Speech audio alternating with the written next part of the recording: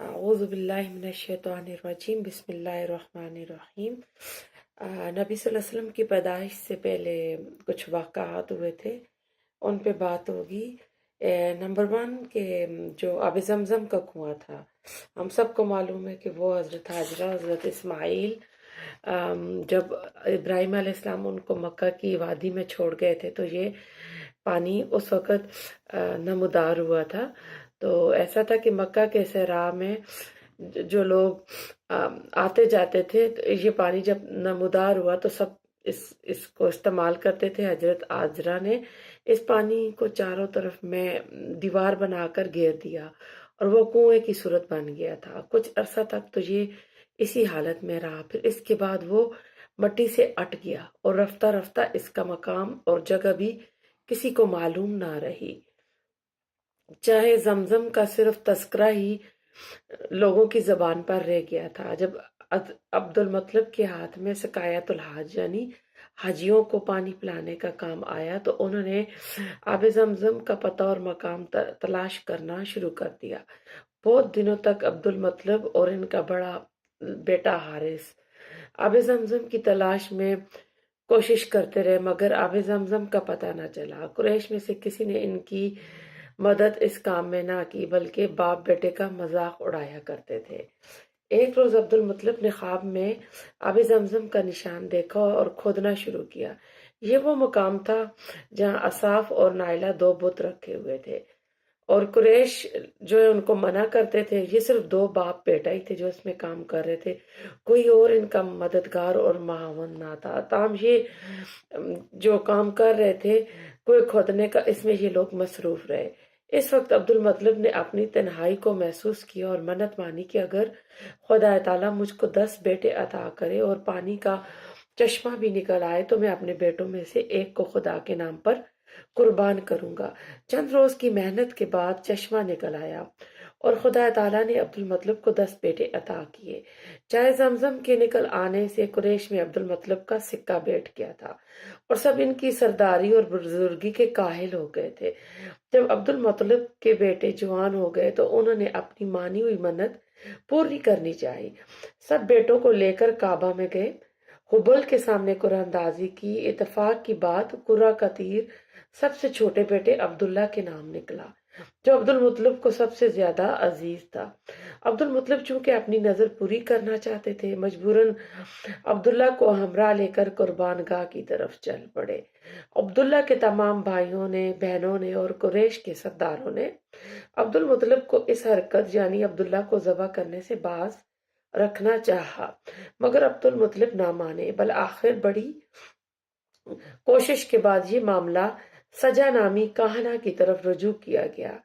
اس نے کہا کہ تمہارے ہاں ایک آدمی کا خون بہا 10 اونٹ ہے، بس تم ایک طرف 10 اونٹ اور ایک طرف عبداللہ کو رکھو اور قرہ ڈالو۔ اگر قرہ اونٹوں کے نام نکل آئے تو ان 10 اونٹوں کو ذبح کرو، اور قرہ عبداللہ کے نام نکل آئے تو 10 اونٹ اور بڑھا کر 20 اونٹ عبداللہ کے بالمقابل رکھو اور پھر قرہ ڈالو۔ اسی طرح ہر قرہ میں 10 اونٹ بڑھاتے جاؤ یہاں تک کہ قرہ اونٹوں کے نام نکل آئے۔ چنانچہ ایسا ہی کیا گیا اور قرہ عبداللہ ہی کے نام نکلتا رہا یہاں تک کہ اونٹوں کی تعداد 100 ہو گئی، تب اونٹوں کے نام قرہ نکلا۔ عبد المطلب نے اپنی تسکین کی خاطر 2 مرتبہ پھر قرہ ڈالا۔ اب ہر مرتبہ اونٹوں ہی کے نام قرہ نکلتا تھا، یعنی پہلے ہر بار عبداللہ کے نام کا قرہ نکلتا رہا اور وہ 10 اونٹ بڑھاتے گئے۔ جب 100 اونٹ ہو گئے تو تب اونٹوں کے نام کا قرہ نکلا۔ تو انہوں نے اپنی تسلی کے لیے 2 بار اور قرہ ڈالا۔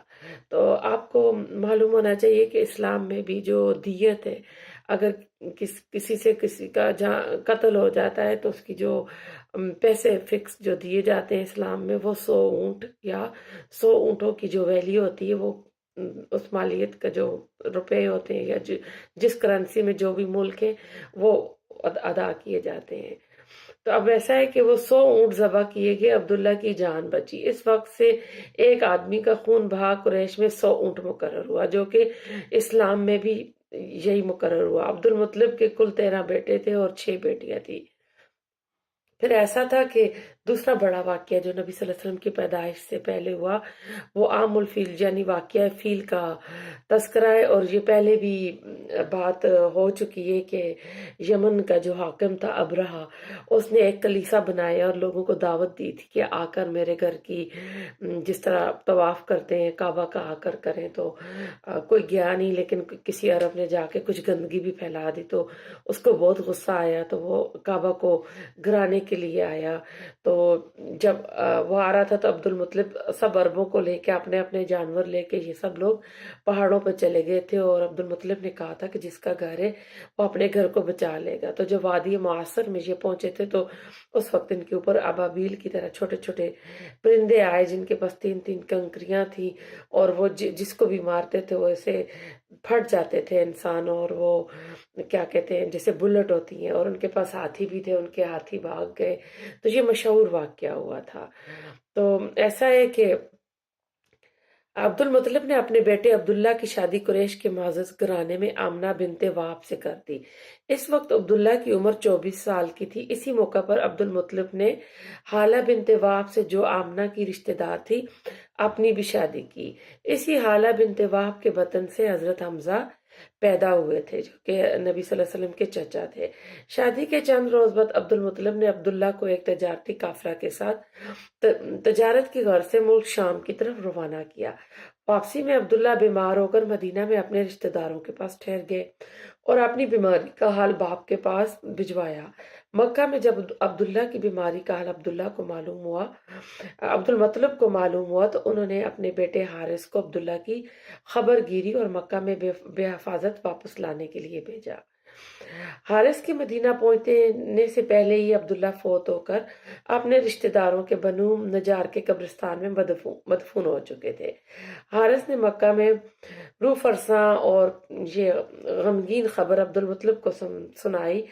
عبداللہ نے اپنے بعد چند اونٹ، چند بکریاں اور ایک لونڈی ایمن ترکہ میں چھوڑا تھا۔ حضرت آمنہ حاملہ تھی اور نبی صلی اللہ علیہ وسلم ان کے پیٹ میں تھے، اور آپ یتیم پیدا ہوئے۔ آپ کے والد کی عمر 25 سال تھی کہ ان کے والد فوت ہو گئے تھے۔ واقعہ اصحاب الفیل کے 52 یا 55 روز کے بعد آپ ماں کے پیٹ سے پیدا ہوئے۔ ماں نے ایام حمل ہی میں خواب دیکھا تھا کہ فرشتے نے ان سے آ کر کہا کہ جو بچہ تیرے پیٹ میں ہے اس کا نام احمد ہے، اس لیے ماں نے آپ کا نام احمد رکھا۔ عبد المطلب نے اپنے پوتے کا نام محمد رکھا۔ اور رسول اکرم صلی اللہ علیہ وسلم مکہ میں شعب بنی ہاشم کے اندر 9 ربیع اول عام الفیل کا دن یعنی دوشنبہ کو صبح کے وقت پیدا ہوئے۔ اس وقت نوشیروان کی تخت نشینی کا 40واں سال تھا اور 22، 21 یا 20 اپریل 571 عیسوی کی تاریخ تھی۔ ابن سعد کی روایت میں کہ رسول اللہ صلی اللہ علیہ وسلم کی والدہ نے فرمایا جب آپ کی ولادت ہوئی تو میرے جسم سے ایک نور نکلا جس نے ملک شام کے محل روشن ہو گئے۔ امام احمد نے بھی اس کو اپنے مضمون میں یہ روایت نقل کی ہے۔ بعض روایت میں بتایا گیا کہ ولادت کے وقت بعد وقاص نبوت کے پیش خیمہ کے طور پر ظہور پذیر ہوئے تھے، یعنی ایوان کسرا کے 14 کنگن گر گئے تھے، ماجوس کا آتش کدہ ٹھنڈا ہو گیا تھا، بحیرہ سارا خشک ہو گیا تھا، اس کے گرجے مندم ہو گئے تھے۔ یہ بہقی کی روایت ہے، لیکن محمد غزالی نے اس روایت کو درست نہیں تسلیم کیا۔ ولادت کے بعد آپ کی والدہ نے عبد المطلب کے پاس پوتے کی خوشخبری بھجوائی۔ وہ خوشی خوشی تشریف لائے، آپ کو خانہ کعبہ میں لے جا کر اللہ تعالیٰ سے دعا کی، اس کا شکر ادا کیا، آپ کا نام محمد تجویز کیا۔ یہ نام عرب میں معروف نہ تھا۔ پھر عرب دستور کے مطابق 7ویں دن آپ کا ختنہ کیا۔ آپ کو آپ کی والدہ کے بعد سب سے پہلے ابو لہب کی لونڈی سویبہ نے دودھ پلایا۔ اس وقت اس کی گود میں جو بچہ تھا اس کا نام مسرور تھا۔ صوبیہ نے آپ سے پہلے حضرت حمزہ، عبد المطلب کو بھی اور ابو سلمہ کو بھی دودھ پلایا۔ اس طرح یہ آپ مسرور، آپ کے چچا حمزہ اور ابو سلمہ یہ آپ کے دو شریک بھائی بھی تھے۔ پھر بنی سعد میں عرب کے شہری باشندوں کا دستور تھا کہ وہ اپنے بچوں کو شہری امراض سے دور رکھنے کے لیے دودھ پلانے کے لیے بدوی عورتوں کے حوالے کر دیا کرتے تھے کہ باہر کی فضا میں بچے اچھی طرح بڑھیں، اور پھر ایسا تھا کہ ان کی زبان بہت فصیح اور کلیئر ہوتی تھی، تو وہ چاہتے تھے کہ ہمارے بچے وہاں جا کر پیور عربی سیکھیں۔ روزات کے دوران حضرت حلیمہ نے نبی صلی اللہ علیہ وسلم کی برکت اور ایسے ایسے مناظر دیکھے کہ وہ حیران رہ گئی۔ وہ بتاتی ہیں، ابن اسحاق نے بیان کیا، حضرت حلیمہ کہتی ہیں وہ اپنے شوہر کے ساتھ اپنا ایک چھوٹا سا دودھ پیتا بچہ لے کر بنی سعد کی کچھ عورتوں کے قافلے میں اپنے شہر سے باہر دودھ پینے والے بچوں کی تلاش میں نکلی۔ یہ قحط سالی کے دن تھے اور قحط نے کچھ نہ چھوڑا تھا۔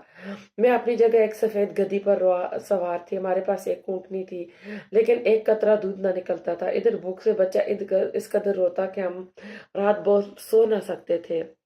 نہ میرے سینے میں بچے کے لیے کچھ تھا، نہ اونٹنی کو ہم خوراک دے سکتے تھے، بس ہم بارش اور خوشحالی کی آس لگائے بیٹھے تھے۔ میں اپنی گدی پر سوار ہو کر چلی تو وہ کمزوری اور دبلے پن کے سب اتنی سست رفتار نکلی کہ پورا قافلہ تانگ آ گیا۔ خیر ہم کسی نہ کسی طرح دودھ پینے والے بچوں کی تلاش میں مکہ پہنچ گئے۔ پھر ہم میں سے کوئی عورت ایسی نہیں تھی جس پر رسول اللہ صلی اللہ علیہ وسلم کو پیش نہ کیا گیا ہو، مگر جب اسے بتایا جاتا کہ آپ یتیم ہیں تو وہ آپ کو لینے سے انکار کر دیتی، کیونکہ ہم بچے کے والد سے مال کی خواہش مند رکھتی تھی، اور ہم کہتے تھے کہ یہ تو یتیم بچہ ہے، بھلا اس کی بیوہ ماں اور اس کے دادا ہم کو کیا دے سکتے تھے۔ یہی وجہ تھی کہ ہم اس کو لینا نہیں چاہتے تھے۔ ادھر جتنی عورتیں میرے ہمراہ آئی تھی سب کو کوئی نہ کوئی بچہ مل گیا، صرف مجھے کو نہ مل سکا۔